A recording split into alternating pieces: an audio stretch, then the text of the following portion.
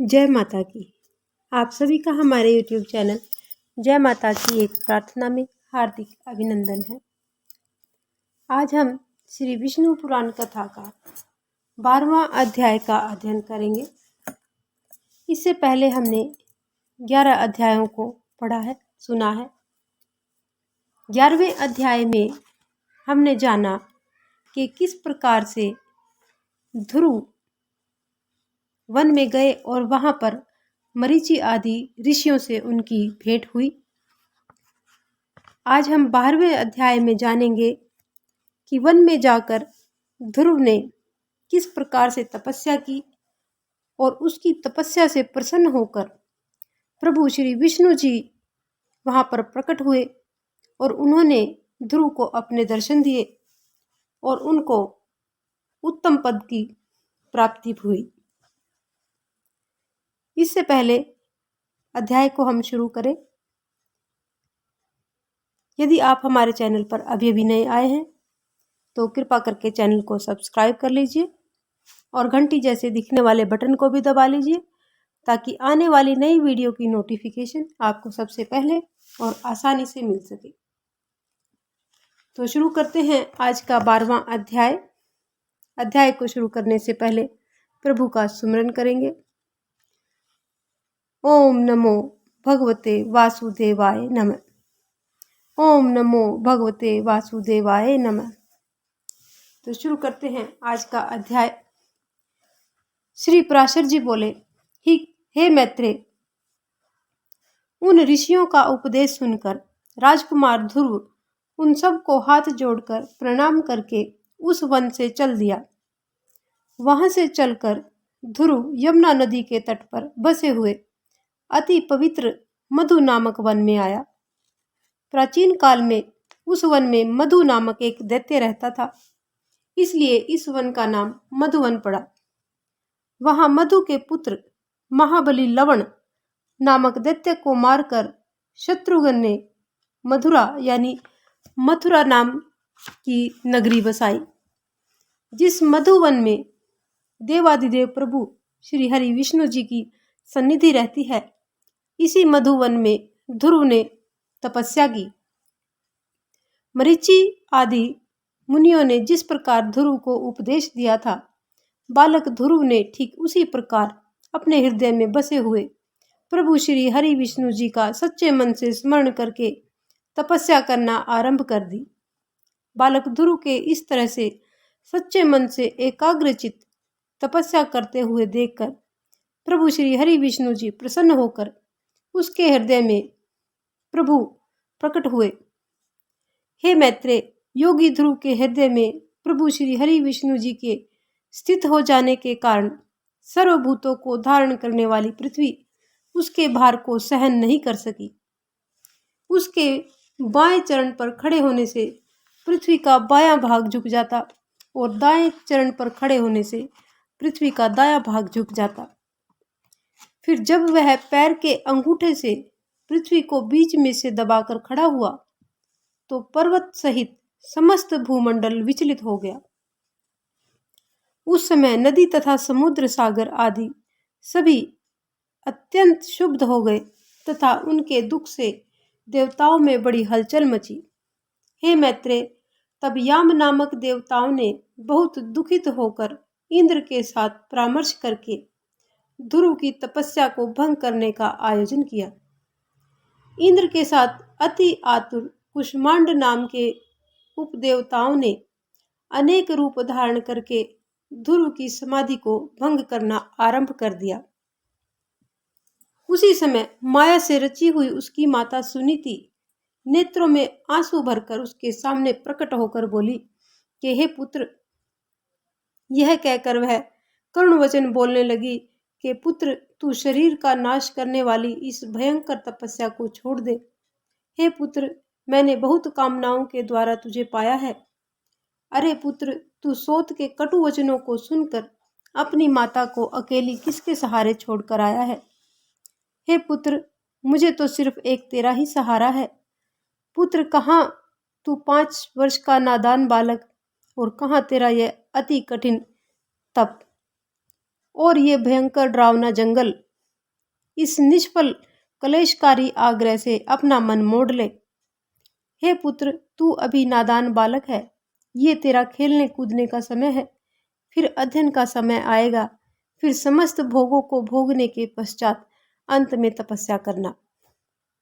पुत्र, तेरे जो खेलने कूदने के दिन है और तू खेलने कूदने के स्थान पर तप करना चाहता है, तू क्यों अपना सर्वनाश करना चाहता है? पुत्र, तेरा धर्म तो अपनी माता को प्रसन्न रखने का है। हे मेरे प्रिय पुत्र, तू मुझे प्राणों से भी अधिक प्रिय है, इसलिए तू अपनी आयु के अनुसार अपने कर्मों को कर। पुत्र, यदि तुमने आज ही यह तप करने का हठ नहीं छोड़ा तो देख, तेरी ये माता तेरे सामने ही अपने प्राणों का त्याग कर देगी। ऋषि पराशर जी आगे बोले कि हे मैत्रेय, बालक ध्रुव के हृदय में प्रभु श्री हरि विष्णु जी विराजमान थे। इस कारण उसने आंखों में आंसू भरकर विलाप करती हुई उस मायाविनी की ओर आंख खोलकर भी नहीं देखा।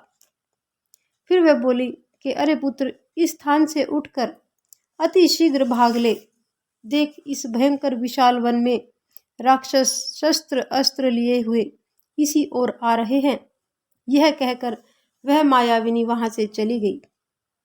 वहां तुरंत ही अनेकों राक्षस अस्त्र शस्त्र लिए हुए, जिनके मुख से अग्नि की लपटें निकल रही थी, प्रकट हो गए। उन सब राक्षसों ने अपने शस्त्रों को चलाकर उस बालक ध्रुव के सामने बहुत ही भयंकर कोलाहल यानी शोर शराबा मचाया। उस नादान बालक को भयभीत करने के लिए अनेकों सयारियां घोर नाद करने लगी। वे सारे राक्षस मारो मारो, काटो काटो, खाओ खाओ, इस प्रकार चिल्लाने लगे। फिर ऊंट, शेर तथा मगर आदि जैसे मुख वाले वे अनेकों राक्षस उस राजकुमार ध्रुव को भयभीत करने के लिए तरह तरह की मुख से भयंकर आवाजें निकाल रहे थे। किंतु प्रभु की भक्ति में मगन राजकुमार ध्रुव को वे राक्षस और उनकी आवाजें, स्यारियां और अस्त्र शस्त्र आदि कुछ भी नहीं दिखाई दिया। वह राजकुमार ध्रुव सच्चे मन से एकाग्रचित होकर प्रभु श्री हरि विष्णु जी को ही देखता रहा और अन्य किसी और को देखा तक नहीं।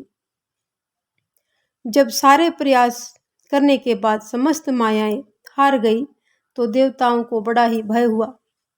वे सब उसके कठिन तप को देखकर घबराकर जगतपति प्रभु श्री हरि विष्णु जी के पास गए।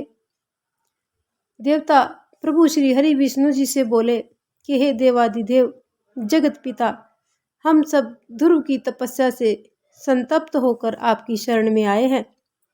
जिस प्रकार चंद्रमा अपनी कलाओं के द्वारा दिन प्रतिदिन बढ़ता है, ठीक उसी प्रकार से यह भी तपस्या के कारण दिन रात उन्नति कर रहा है।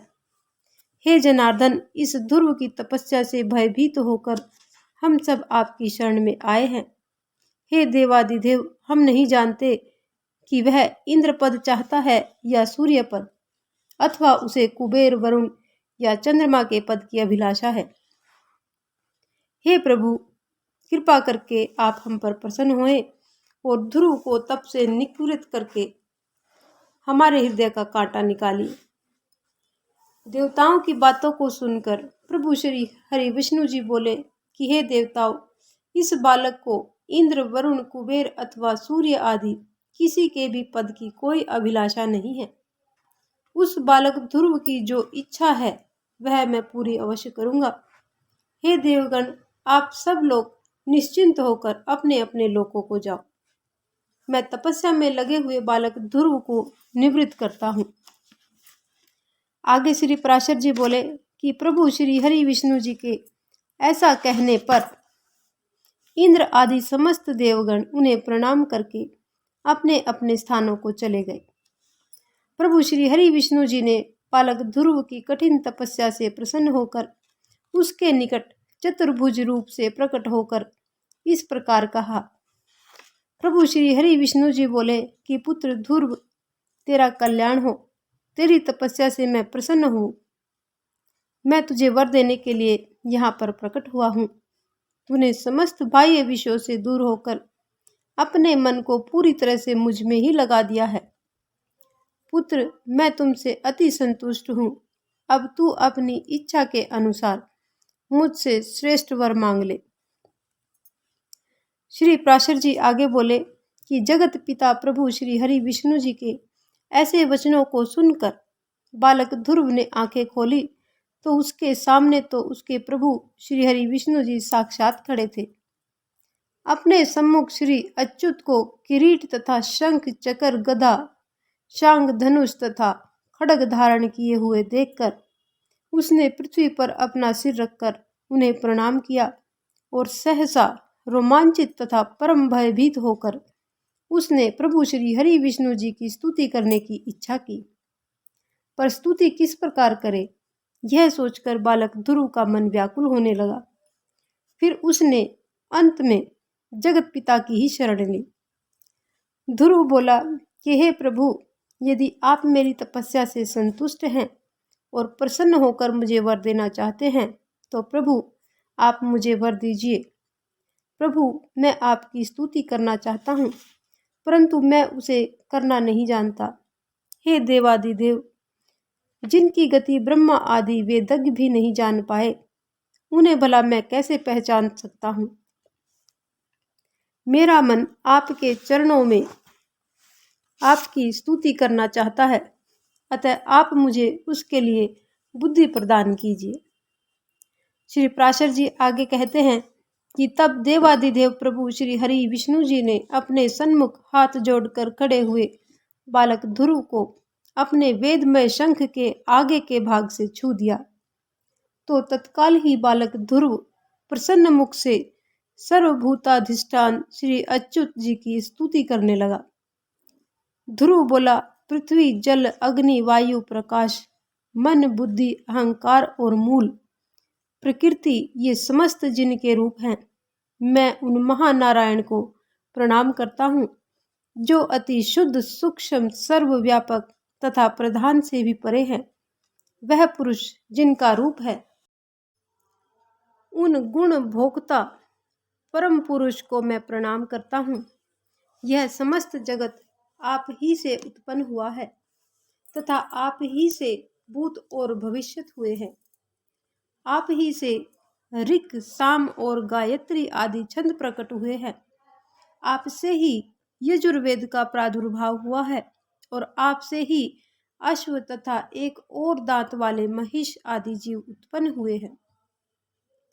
आप ही से बकरियां भेड़े तथा गायें और मृगों की उत्पत्ति हुई है।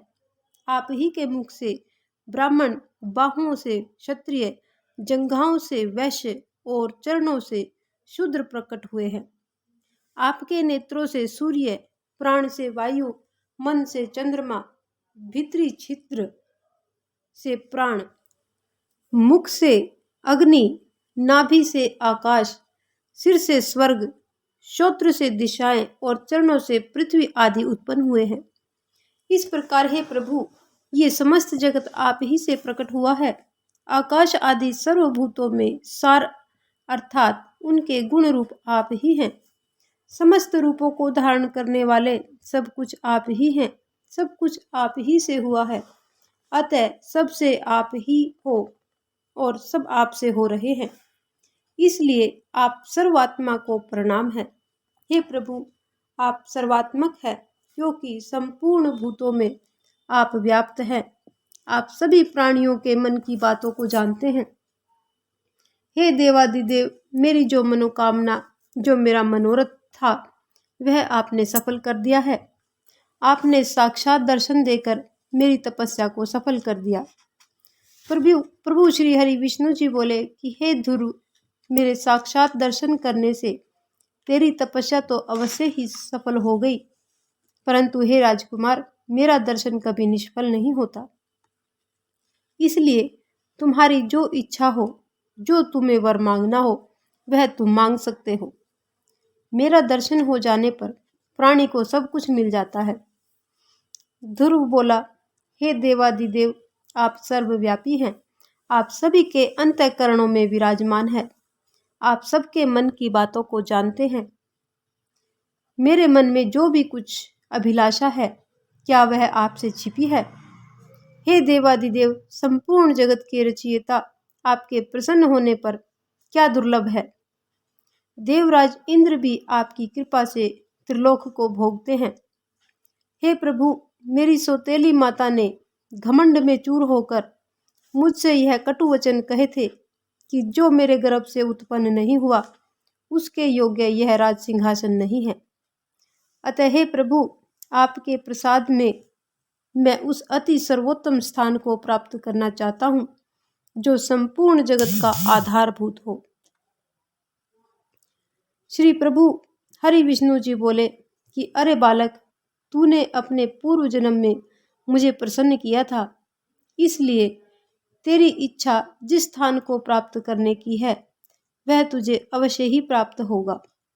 अपने पूर्व जन्म में तू एक ब्राह्मण था और मुझ में निरंतर एकाग्रचित रहने वाला माता पिता का आज्ञाकारी पुत्र तथा सर्वधर्म का पालन करने वाला था। कुछ समय के पश्चात एक राजकुमार तेरा मित्र बना। उसके साथ रहकर उसके वैभव को देखकर तेरे मन में भी इच्छा हुई कि मैं भी राजकुमार बनूं। हे ध्रुव, तुझे तेरी मनोवांछित इच्छित वस्तु प्राप्त हुई और जिस स्वयंभू मनु के कुल में किसी और को स्थान मिलना मुश्किल है, उन्हीं के घर में तूने उत्तानपाद के पुत्र स्वरूप जन्म लिया। मेरी आराधना करने से तो मोक्ष पद भी शीघ्र ही मिल जाता है। फिर जिसका चित्त यानी जिसका मन निरंतर मुझ में लीन है या मुझ में लगा रहता है, उसके लिए स्वर्ग आदि लोक मिलना तो बिल्कुल सरल सी बात है। हे ध्रुव, मेरी कृपा से निसंदेह तू अवश्य उस स्थान में जो त्रिलोकी में सबसे उत्कृष्ट है, संपूर्ण ग्रह तथा तारामंडल का आश्रय बनेगा। हे ध्रुव, मैं तुझे यह ध्रुव यानी निश्चय स्थान देता हूँ जो सूर्य, चंद्रमा, मंगल, बुध, बृहस्पति, शुक्र और शनि आदि ग्रहों को मिलता है। समस्त नक्षत्रों, सप्त ऋषियों और समस्त विमानों पर विचरण करने वाला, देवगणों से ऊपर है। देवताओं में तो कोई केवल 4 युग तक और कोई एक मनवंतर तक ही रहते हैं, किंतु तुझे मैं एक कल्प की स्थिति देता हूँ। तेरी माता सुनीति भी अति स्वच्छ तारा रूप में एक कल्प तक ही तेरे पास एक विमान पर वास करेगी और जो प्राणी प्रातः और सायंकाल के समय तेरा गुण कीर्तन करेंगे उसको महान पुण्य प्राप्त होगा। श्री पराशर जी आगे बोले कि इस प्रकार पूर्व काल में देवादिदेव प्रभु श्री हरि विष्णु जी ने वर पाकर ध्रुव अति उत्तम स्थिति में पैदा हुए। हे मुने, अपने माता पिता की धर्म पूर्वक सेवा करने से तथा द्वादश अक्षर मंत्र के महात्म्य तथा तप के प्रभाव से उसके मान, वैभव तथा प्रभाव की वृद्धि को देखकर देवता और असुरों के आचार्य शुक्रदेव कहने लगे कि अहो, इस ध्रुव की तपस्या का कैसा प्रभाव है। अहो, ध्रुव की तपस्या का कैसा अद्भुत फल है जो इस ध्रुव को आगे रखकर सप्त ऋषिगण स्थित हो रहे हैं।